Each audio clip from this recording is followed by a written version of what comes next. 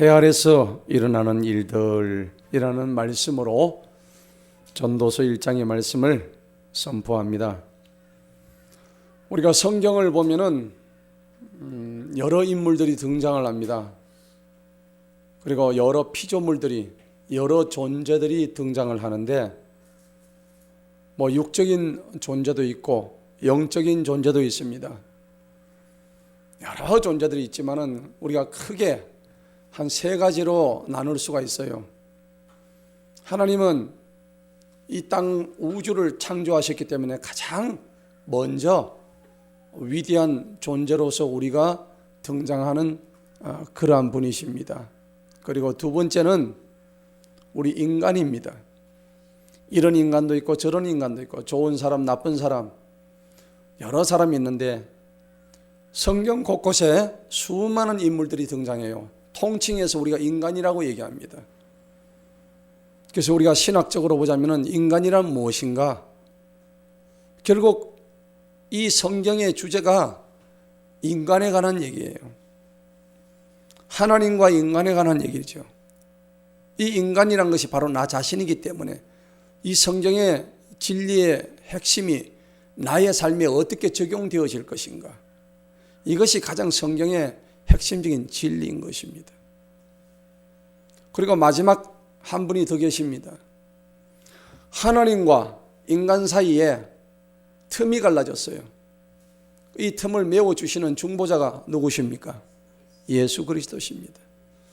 하나님이시면서 동시에 인간으로 오신 그 중보자 예수 그리스도의 이야기가 성경의 전체적인 내용이 되는 겁니다.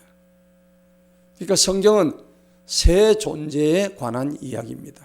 첫째는 하나님, 두 번째는 인간, 세 번째는 예수 그리스도십니다. 물론 그 이외에도 영적인 존재로서 마귀도 있고 사단도 있고 많이 있겠죠.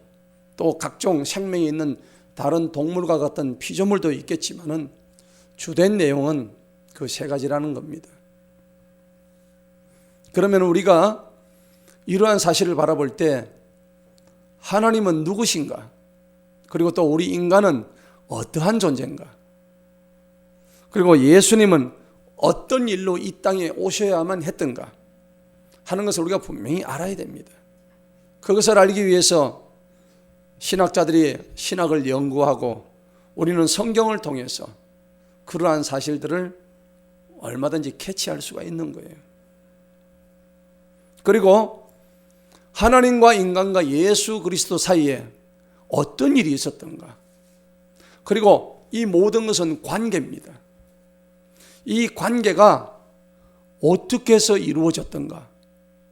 이런 것들을 우리가 살펴보는 것이 성경을 바라보는 관점이 되어야 되는 겁니다. 그래서 결과적으로 이 세 가지 존재가 그 본질이 무엇인가? 그리고 특성이 뭔가? 그 속성이 무엇인가를 잘 연구해서 그 세 존재의 관계를 잘 탐구해서 우리가 받아들여야 될 것, 우리가 받아들여야 할 교훈이 결국 뭐냐? 인간이 어떻게 살아야 제대로 사는 것인가 하는 것을 우리가 성경에서 배워야 한다는 것입니다. 하나님과 인간과 예수 그리스도 이 세 가지 중에서 우리가 가장 잘 모르는 게 있어요. 물론 하나님도 모르고 예수님도 모르지만은 가장 우리가 모르는 게 자기 자신이에요. 내가 누군지를 몰라요. 내가 내 자신을 정확하게 알고 있으면 이러한 범죄가 일어나지 않았고 이러한 갈등이 없었습니다. 관계의 문제라는 것은 아예 없었을 것입니다. 내가 누군지 정확하게 모르기 때문에 하나님을 인식할 수가 없는 거예요. 하나님과의 나와의 관계가 뒤틀려 버리는 거예요. 왜곡되는 겁니다.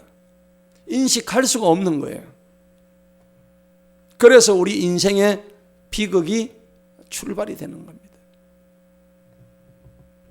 그래서 우리가 어떤 대상을 알려고 할 때 그 대상의 본질이 뭔가, 그 대상의 특성이 뭔가, 속성이 뭔가를 정확하게 우리가 알아야 되는 거예요. 우리가 하나님을 알려고 하면은 하나님이 어떤 분인지를 알려고 하는 노력이 있어야 됩니다. 그리고 그 노력은 하나님과 나 사이에 마치 라디오 주파수가 맞아야 라디오에서 방송이 나오듯이 하나님과 나 사이에 주파수라는 게 있단 말입니다. 이 주파수가 맞아야 하나님의 소리가 내 귀에 들릴 줄 믿습니다. 그런데 문제가 있어요. 이 인간의 두뇌, 인간의 이성과 인간의 지성에는 한계가 있습니다. 왜? 우리 인간은요, 가시 범위가 있어요. 독수리는 무려 3km 밖에 있는 걸 다 본다 그래요. 여러분, 어느 정도 멀리 있는 거 볼 수 있을까? 100m 저 멀리 있는 간판에 글을 제대로 볼 수 있을까요? 인간이 보는 것은 한계가 있습니다. 그리고 인간은 눈이 아무리 좋아도 시력이 한 5.0 이상은 나올 수가 없어요. 예. 그런데 우리가 듣는 것도 마찬가지예요. 듣는 것도 가청 범위라는 게 있어가지고 일정 이상의 크기 이상의 소리는 들리지 않습니다. 너무 작은 소리도 들리지 않습니다. 근데 하나님이 그렇게 만들어 놓으셨어요. 만약에 너무나 작은 소리가 들린다 그러면은 밤마다 지렁이가 기가는 소리가 들리면 잠을 어떻게 자겠어요? 하나님이 그렇게 만들어 놓으셨다고요. 얼마나 하나님의 섭리가 위대한지요. 그렇기 때문에 인간의 이성과 지성을 가지고는 하나님이란 분을 알 수가 없어요. 도저히 우리는 알아낼 수가 없습니다. 그것을 우리는 뭐라고 얘기하면 하나님의 신비라 그래요. 신비.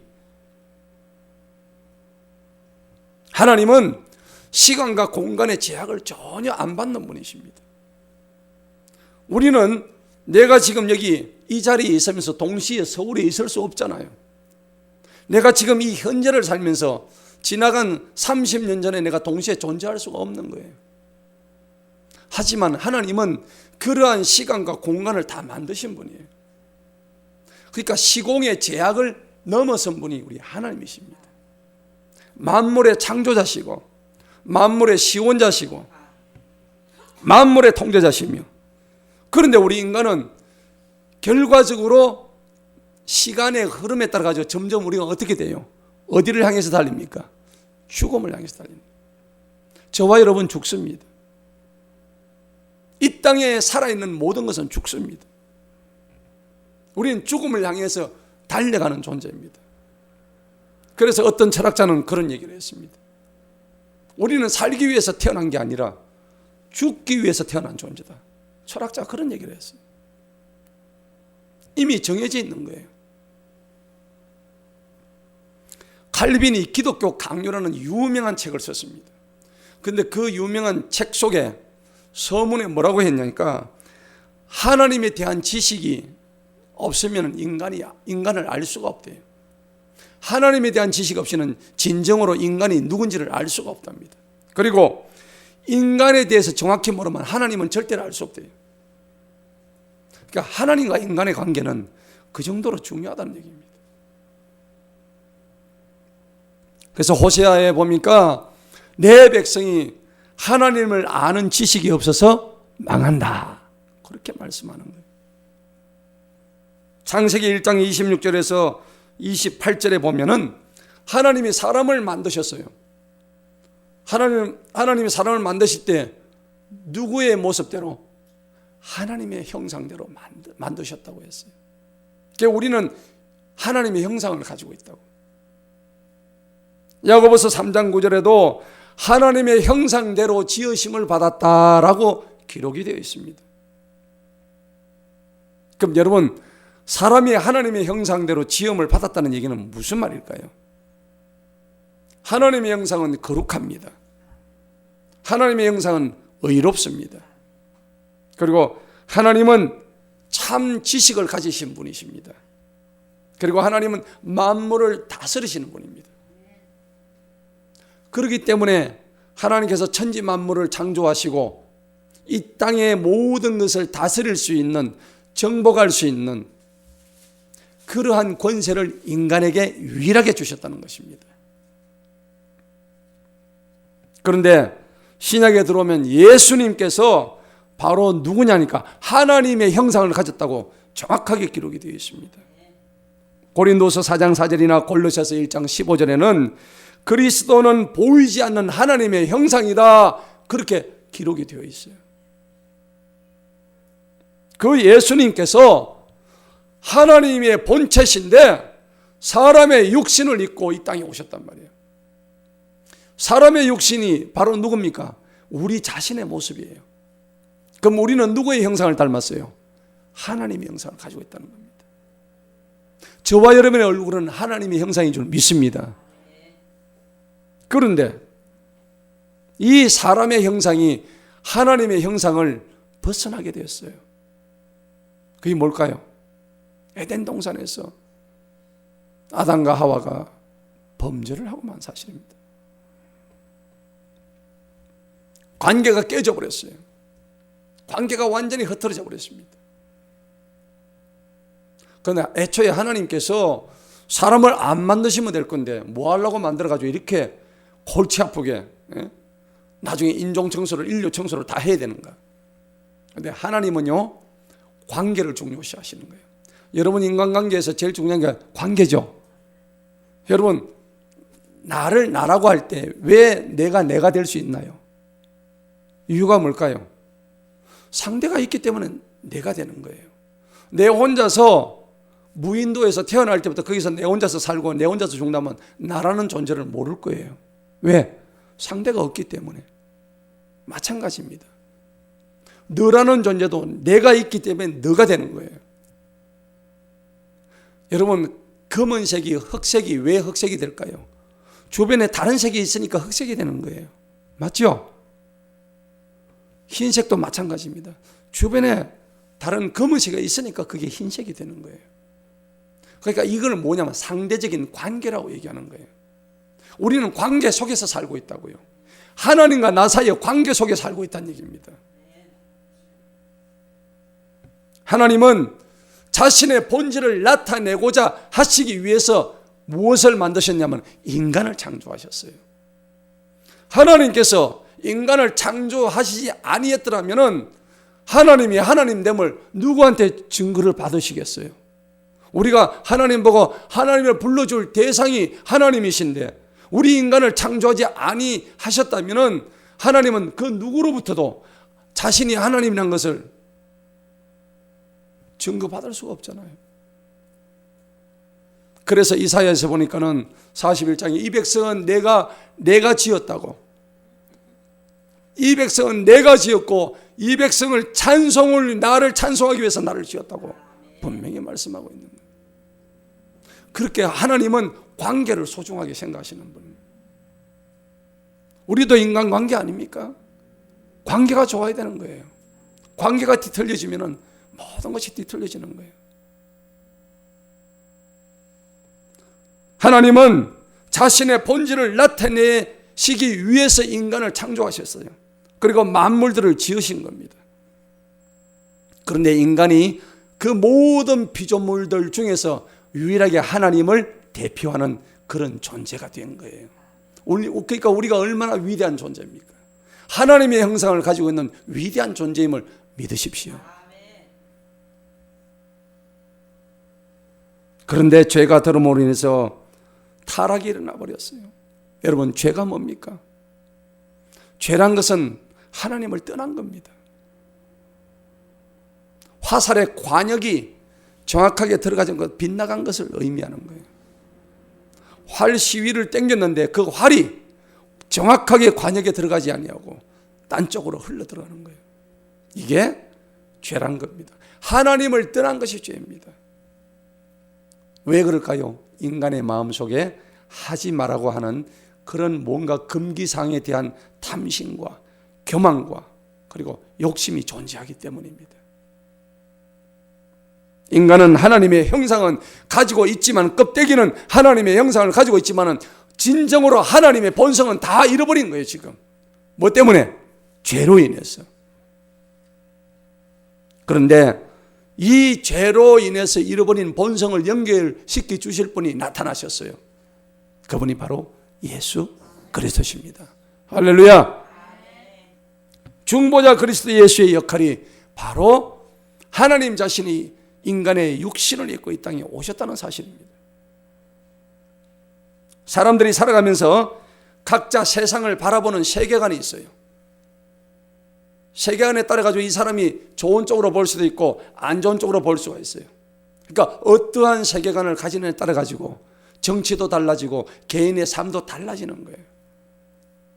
그런데 하나님의 존재를 믿지 않는 사람들은 우리가 무신론자라고 그래요. 하나님을 안 믿어요. 아무리 얘기해도 안 들어요. 안 믿어요. 그런데 그들은 하나님이 없다는 것에서 삶의 의미를 찾는단 말이에요. 얼마나 안타깝고 답답한 일입니까?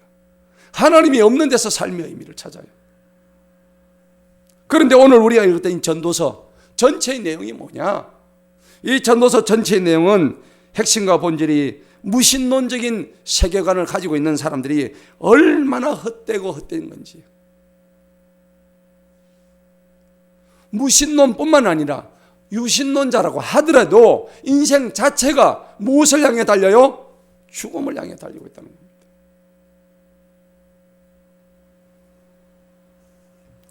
일찍이 솔로몬뿐만 아니라 모세도 시편 90편 10절에서 우리의 연수의 날들이 70이라 했습니다. 강건하면 80이래요. 그 연수의 힘은 수고와 슬픔뿐이래요. 그리고 훅 불어버리면 날아가는 정말 아무것도 아닌 헛것이라고 말씀하고 있습니다. 전도서 1장 2절 3절은 전도서의 핵심과 인생의 본질에 대해서 정확하게 얘기를 하고 있습니다. 헛되고 헛되며 헛되고 헛되니 모든 것이 헛되도다. 사람이 헤아려서 수고하는 모든 수고가 자기한테 무엇이 유익하겠느냐? 아무런 유익이 없다. 오늘 설교 제목이 해 아래에서 일어나는 일들입니다. 여러분, 이 해 아래란 것은 무엇을 의미할까요? 이 땅을 의미하는 겁니다. 해 아래가 있으면 해 위도 있겠죠. 그런데 이 전도서는 해 아래란 말이 무려 29번이나 나와요. 계속 보면 거기 1장에도 보면 나오잖아요. 1장에도 계속해서 13절에도 하늘 아래에서, 14절에도 해 아래에서, 2장에 보면 11절에도 계속 해 아래에서, 이렇게 해 아래에서 일어나는 일들을 주님은 분명히 우리에게 말씀을 하고 계시는 거예요. 그런데 하나님은 그러면 해 아래 계십니까? 해 위에 계십니까? 해 위에 계십니까? 온 우주에 다 계십니다. 자, 예레미야 23장 33절에 나 여호와가 말하노라 나는 천지에 충만하노라. 할렐루야. 천과 지에 충만하다고 말씀하셨어요. 하나님은 해 아래도 계시고 해 위에도 계신다는 겁니다. 그러면 하늘은 어떻게 될까요? 이사야 66장 1절에 하늘은 하나님이 계신 보좌라고 했습니다. 하나님은 하늘 보좌에 계신다고 했고 땅은 하나님의 발등상이다 그렇게 표현이 되어 있어요. 그리고 시편 139편에는 우리 하나님은 각 사람에게서 멀리 떠나서 계시는 분이 아니다 라고 표현이 되어 있어요. 우리 각자의 마음속에 하나님이 들어와 계신다는 겁니다. 이것을 뭐라고 얘기하면 신학적인 용어로 하나님의 편재성, 어디나 다 보편성 다 계신다는 겁니다.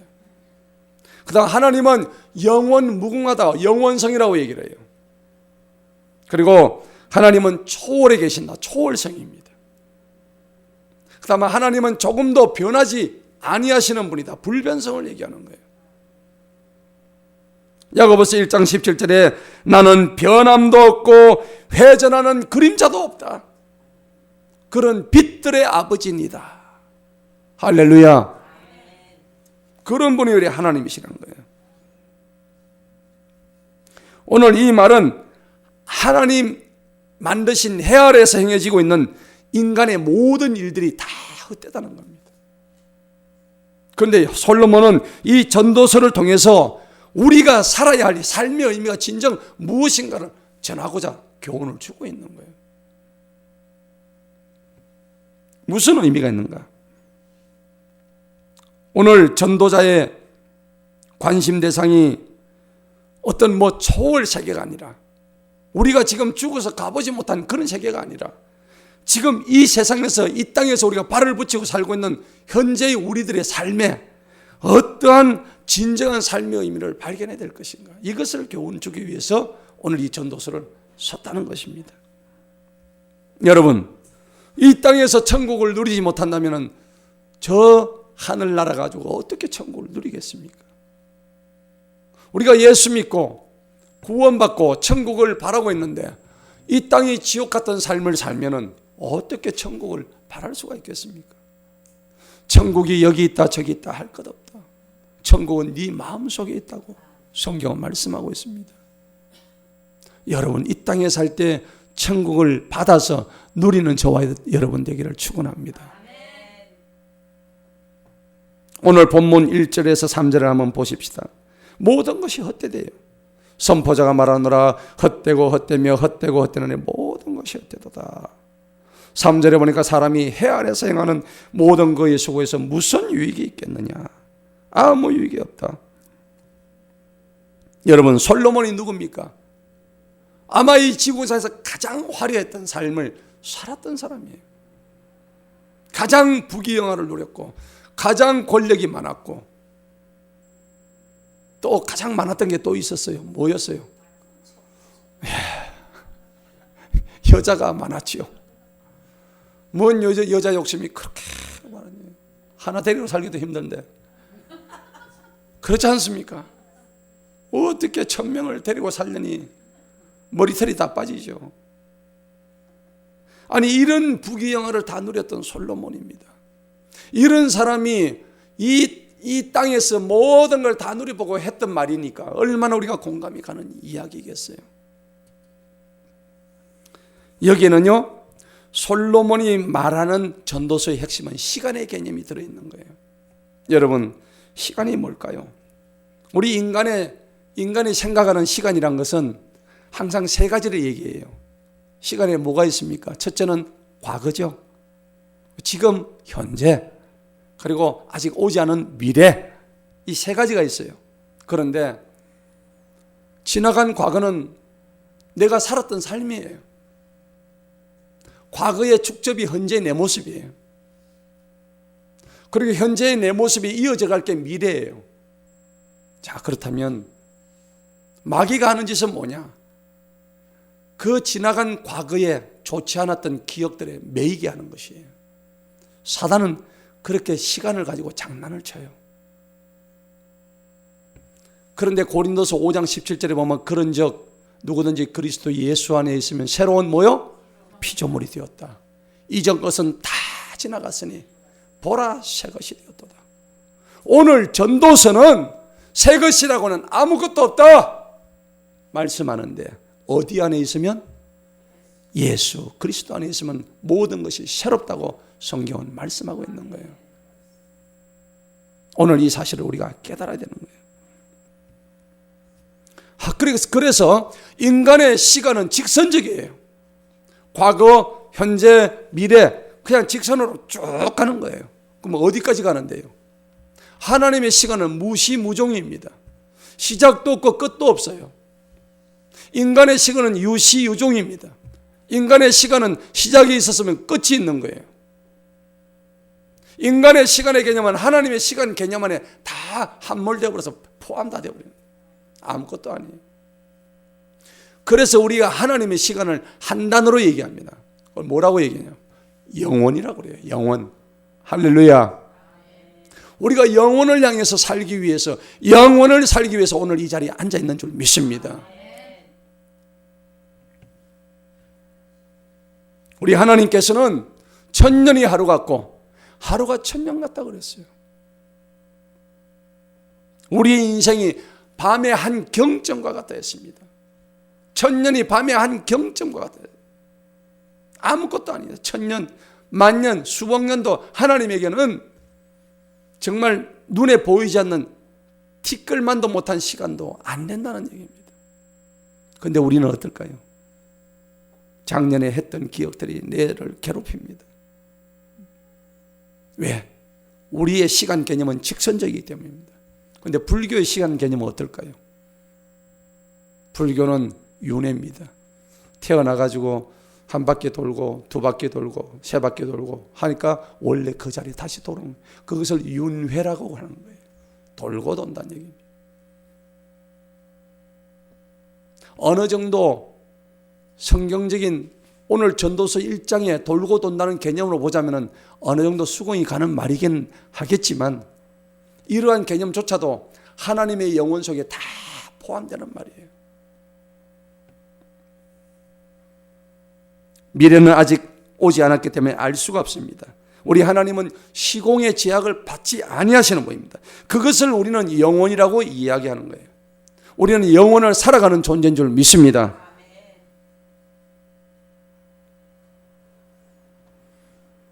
오늘 해 아래서와 해 위에서 서로 다릅니다. 왜 그러냐면은 여러분 해 아래에서 보는 것과 해 위에서 보는 것은 완전히 다릅니다. 다만 인간의 눈으로 보는 것이 전부가 아니라는 얘기입니다. 자, 여러분 한번 보시기 바랍니다. 본문 말씀 한번 보십시다. 본문 말씀 3절 보니까 사람이 해 아래에서 행하는 모든 그의 수고에서 무슨 유익을 얻으리요. 해 아래에서 하는 것은 죽음의 시간 개념이기 때문에 해 아래에서는 어떤 것도 바랄 게 없습니다. 그래서 전도서는 결국 인간의 무지와 무능을 깨닫고 결국 하나님만이 유일하신 창조주고 우리를 인도하신다는 사실을 깨닫는 것입니다. 그런데 하나님을 모르고 살아가는 이 인생의 헛됨을 지금 말씀하고 있는 거예요. 하지만은 하나님의 일은 결코 헛되지가 않다. 할렐루야. 하나님의 일은 결코 헛되지 않다는 것을 오늘 역설하고 있는 거예요. 4절에 보니까 한 세대는 지나가고 또 다른 세대가 오되 땅은 영원토록 남아있다.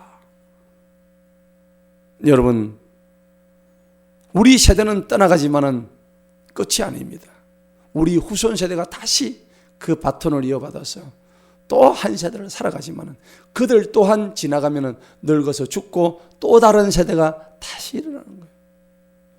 그저 우리는 한순간에 방점만 찍고 지나가는 아주 허무한 존재에 불과하다는 겁니다.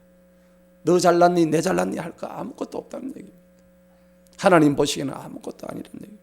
이러한 지혜를 빨리 깨달은 사람은 나의 삶의 포커스를 세상에 맞추지 아니하고 오직 하나님에게 맞추는 사람들입니다.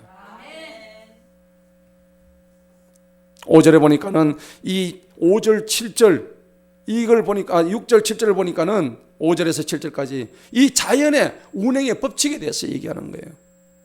해가 떠가지고 다시 또 떨어지고 다음날 또 올라오고 바람은 남풍에서 불었다가 북쪽으로 올라가고 그 다음에 자기의 순환으로 다시 되돌아간다. 바람이 계속 부는데 이 바람이 어디로 가느냐? 지가 불던 곳으로 다시 돌아가는 거예요. 여러분, 이 전도서가 쓰여질 때가 3,500년 전입니다. 어떻게 해서 대기의 순환을 이렇게 깨달았냐 이겁니다. 현대 과학이 이 대기의 순환을 밝혀냈잖아요. 비가 오면 그 빗물이 떨어지고 강으로 흘러 들어가서 바다로 모이면 바닷물이 넘치지 않아요. 왜 넘치지 않을까요? 바다에서 뜨거운 햇빛에서 수증기가 증발해 버리기 때문에 그 증발한 그 수증기가 모여서 뭐가 돼요? 구름이 되는 거예요.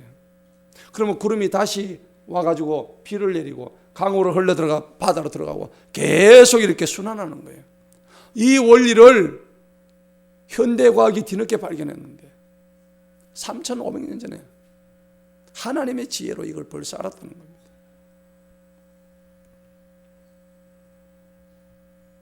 실제로 보니까 모든 강물은 바다로 흘러가되 여전히 바다는 채워지지 아니하고 강물은 자기들이 발현한 것을 다시 되돌아간다. 8절에 보니까 모든 것들이 수고함으로 가득하여 사람이 그것을 말할 수 눈으로 보는 것은 만족하지 못하고 귀는 듣는 것으로 채워지지 아니한다. 여러분, 우리 사람의 눈으로 보는 것이 만족함이 있느냐? 없습니다. 우리가 잠언을 계속 읽고 있지만은 잠언 27장 20절에 보면 사람의 눈은 결코 만족함이 없다고 잠언 27장 20절에서 분명히 말씀하고 있어요. 사람의 눈은 만족함이 없는 거예요. 이미 있었던 것이 앞으로도 있게 될 것이고 이미 행한 것을 앞으로도 행하게 되리니 해 아래에서는 새 것이 없다. 새 것이 없도다. 어떤 것을 가리켜 보라. 이것이 새 것이라 할 만한 것이 있겠느냐. 그것은 우리 앞에 있었던 예시들이 이미 있었던 것이다. 여러분, 이 세상에 뭔가 새로운 것이 나온다고 생각하지만 그것은 이미 옛날에 다 있었던 것이라는 겁니다. 이 땅에 있는 모든 원소들을 다 동원해서 그 동원한 원소를 가지고 뭔가 만들어낸 것처럼 보이지만은 하나님이 주신 원소, 하나님이 주신 자원 가지고 그냥 만들어내는 거에 불과하다는 겁니다. 그러니까 우리 주님은 이 땅에 있는 것을 사랑하지 마라. 요한일서 2장 15절에 이 세상이나 이 세상 것을 사랑하지 말아라. 오직 하나님만 사랑해라. 11절에 보니까 이전 것들을 기억하지 아니하느니 올 것들도 그 위에 있을 것들과 함께 아무것도 기억되지 않는다. 제가 우리 어르신을 보면 옛날 얘기를 잘해요. 그런데 나이 든 사람들이 공통점이 있더라고요.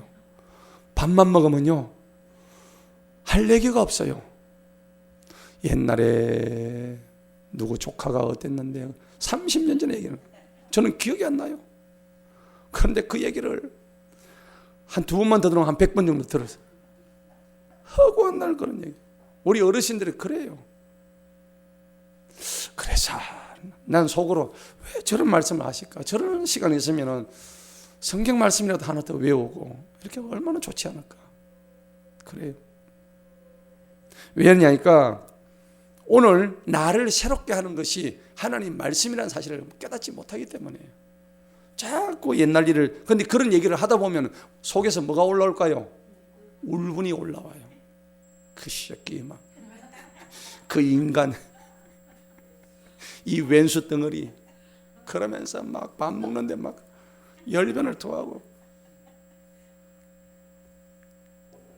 근데 그걸 지켜본다는 것도 힘들어요. 그러면서 우리가 교훈을 얻어요. 나는 늙으면 절대 저러면 안 돼. 그러면서 배우는 거예요. 왜냐하면 그분한테는 하나님에 대한 소망이 없으니까. 그냥 지나간 과거에 매이가 있는 거예요. 내가 옛날에 이랬는데 어떻게 아이고 바보 자기 자신을 바보로 얘기해. 후회스럽다고. 안타까운 일이에요. 여러분 오늘 거기 보니까는 11절 보세요. 분명히 이전 것들을 기억할 수가 없다 했습니다. 올 것들도 그 위에 있을 것들과 함께 아무것도 기억 안 된다. 여러분들 행한 모든 일들이 슬펐던 일, 좋았던 일, 울분 터지는 일 누구도 기억하지 않습니다. 여러분 매이지 마십시오. 우리가 그런 못난 생각에 매이게 되면 마귀는 계속 그 생각을 잡아두는 거예요. 꼼짝없이 갇혀가지고 한 발자국도 앞쪽으로 향해 나아갈 수가 없는 거예요. 오늘 성경은 분명히 말씀합니다. 아무것도 기억되지 못한다. 너의 멸망과 함께 완전히 다 사라진다. 성경은 말씀합니다. 13절에 보니까 내가 하늘 아래서 행하는 모든 일에 관하여 내 마음을 다하여 지혜로 찾고 탐구하였나니. 이 솔로몬 왕이 이 땅에서 살면서 할 수 있는 지혜는 하나님의 지혜를 다 받아가지고 다 탐구를 했어요. 그랬더니 뭐라고 했습니까? 하나님께서는 사람의 아들들에게 심한 해산의 고통을 주셔서 그것으로 수고하게 하셨다. 수고하게 하셨다. 여러분 그렇습니다. 사람의 아들들이 뭐냐? 사람의 아들들은 딴 거 없습니다. 창세기 3장 17절 19절에 보면 타락 이후에 사람이 강제 뭔가 노역을 하게 되고 하기 싫은 남자들은 땀을 흘려야만이 먹을 것을 구하고, 그런데 하나님이 그 땅에 뭘 나게 하셨어요? 엉겅퀴를 나게 하셨습니다. 그런데 여자는 하나님으로부터 고통을 받는데 무슨 고통 받았어요? 해산의 고통을 받는 거예요. 어마어마한 인생의 비극이 시작된 거예요. 오늘 사람의 아들들에게 심한 해산의 고통 그것으로 수고하게 하셨다. 그리고 인간에게 드디어 시작된 게 있습니다. 바로 노동입니다. 노동이란 것은 원래는 좋은 의미의 노동이었어요. 창세기 1장 27절에 너희는 정복하고 다스리고 땅에 충만케 하라고 그랬는데, 다스릴 때 그 노동, 그 다스리는 노동은 억지로 하는 노동이 아니었어요. 죄를 범하기 이전의 노동이었습니다. 그 노동은 얼마나 기쁘고 열매가 맺히는 노동이었는지 몰라요. 자발적인 노동이었어요. 고통이 없는 노동이었다고요. 그런데 죄가 들어옴으로 인해서 땅이 엉겅퀴를 내자 저들에게 주어진 형벌은 해산의 고통과 함께 이마에 땀이 송골송골 맺혀야만이, 이 손가락이 구부러지도록 일을 해야만이 입으로 먹을 것이 들어갈 수 있는 그런 형벌 속에 놓여졌다는 겁니다. 여러분, 오늘 이러한 사실을 볼 때 우리는 예수 안에서 노동의 참뜻을 이해해야 되는 거예요. 그리고 예수 안에서 노동의 본질을 다시 한번 회복해야 되는 거예요. 할 수 없어서 하는 노동이 아니라, 인간은 하나님으로부터 기쁨의 노동의 가치를 부여받았지만은 죄로 인해서 그 노동의 기쁨을 다 상실해버렸어요. 지금 우리가 하는 노동은 어떻습니까? 어쩔 수 없이 슬픔으로 하는 그 노동도 있겠지만은, 그런데 우리 예수 믿는 사람들은 그 노동을 하나님이 주신 형상을 회복함으로써 그 노동의 기쁨의 의미를 다시 회복할 줄로 믿습니다. 14절에 보니 내가 해 아래에서 행하는 모든 일을 보았는데 모든 것이 헛되고 영을 괴롭게 하는 것이다. 네. 그렇습니다. 인간의 지혜가 다 왜곡되고 변칙됐다는 겁니다. 그리고 격리되고 구부러진 것을 반듯하게 할 수가 없고 부족한 것은 셀 수가 없다. 인간이 하는 것은 다 구부러졌단 말이에요. 하나님의 정직함을 우리 인간에게 바라볼 수 없는 거예요. 사람은 만물보다 더 거짓되고 부패했다고 예레미야 말씀에서 분명히 말씀하는 거예요. 다 구부러져 있는 거예요. 왜곡되어 뒤틀려 있어요. 우리의 본성 자체가. 그래서 오늘 구부러진 것을 반듯하게 할 수 없다. 부족한 것은 셀 수가 없다. 오늘 사도 바울은 전도서의 결론을 통해서 이미 제시한 말씀들이 있습니다. 사도 바울은요, 이 전도서의 말씀을 가지고 나는 날마다 죽노라고 했습니다. 사망을 향해서 달리는데 내가 내 자신을 죽임으로 인해서 하나님께 더 달려갈 수 있다는 것을 자기는 확신했습니다. 오늘 말씀의 결론을 맺겠습니다. 전도서 마지막 12장 13절에 보면 일의 결국을 다 들었으니 여호와 하나님을 경외하고 그 명령을 지킬지어다. 이것이 너희 사람의 본분이니라. 할렐루야.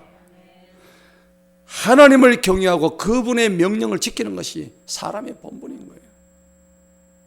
이 전도서의 최종 결론은 하나님을 사랑하라는 겁니다. 경외하라는 겁니다. 마태복음 19장 17절에 네가 생명에 들어가려면 하나님의 계명들을 지켜라.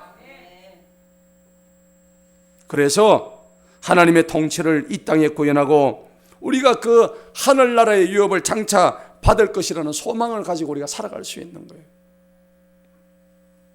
신약교회 성도들에게는 하나님께서 동일한 삶의 목적을 부여하셨어요. 사도행전적인 초대교회의 모습, 신약교회의 모습은 정말 하나님의 말씀으로 똘똘 뭉치고 주님의 피값으로 사신 이 교회 안에서 하나님과 교제하고 하나님 말씀을 묵상하고 날마다 기도하며, 그래서 하늘나라에 대한 소망을 가지고 자신의 성령 충만한 역할을 충실하게 이행하는 것이 가장 하나님이 기뻐하시는 신앙생활인 줄 믿습니다. 경건한 성도들, 하나님을 경외하는 이들에게서 궁극적인 소망은 결국 주님의 재림과 심판이에요. 얼마 남지 않았습니다. 하나님을 알지 못하는 세상 사람들에게는 재림과 심판의 날이 두려운 날이 되겠지만 우리 하나님을 믿는 자들에게는 어떤 날입니까? 기쁨과 소망의 날이 되는 것입니다. 그런 날이 되기를 축원합니다. 그래야만이 그 날을 통해서 최종적으로 하나님의 뜻이 완성되는 거예요. 지금 해 아래 살고 있는 우리 모든 사람들에게는 모든 삶의 정황과 형태에서 진정한 삶의 의미가 이 말씀을 통해서 우리에게 적용이 되어야 되는 거예요. 말씀을 맺도록 하겠습니다. 오늘 전도서에서 전도자는 최종적으로 현세의 인생을 해 아래로부터 나중에 해 위로, 내세로, 영생으로 눈을 돌리게 지금 유도하고 있는 거예요. 영생이 없다면 인간은 이 해 아래에서 먹고 마시고 즐기는 인생밖에 안 되는 거예요. 여러분, 우리가 일생 동안 뿌렸던 온갖 쓰레기들이 얼마나 많이 있습니까? 영적인 쓰레기, 육적인 쓰레기 엄청 많이 있습니다. 우리가 죽음 이후의 세계 내세의 눈을 이 성경이 돌리게 함으로써 하나님의 영원한 통치와 기쁨과 인생의 진정한 평안을 누릴 수 있게 한다는 겁니다. 근데 그 삶을 통해서 이 해 아래에서 일어나는 모든 일들 가운데 인간의 지혜가 아닌 신적인 지혜만이 궁극적인 전도자가 선포하는 삶의 의미가 되어서 그것이 우리의 삶을 지배하는, 그래서 하나님께 더욱더 다가가 승리하는 저와 여러분 되시기를 간절히 축원합니다. 기도하시겠습니다.